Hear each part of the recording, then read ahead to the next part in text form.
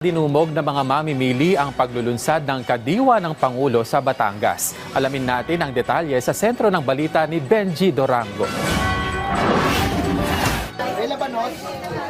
Gulay ang star ng kauna-unahang kadiwa ng Pangulo sa probinsya ng Batangas.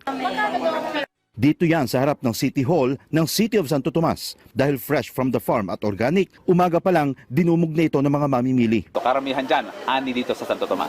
Si Santo Tomas City Mayor Arth June Marasigan ang nag-request nito mismo kay Pangulong Ferdinand Marcos Jr. noon pang 2023 na napagbigyan naman. Ito isang suporta natin sa ating mga farmers at magkasaka nang sa ganun, hindi na kailangan lumayo pa. Totoo naman dahil ginhawa na para sa mga mamimiling naghahanap ng murang bilihin, natutulungan pang makabenta ang mga magsasaka.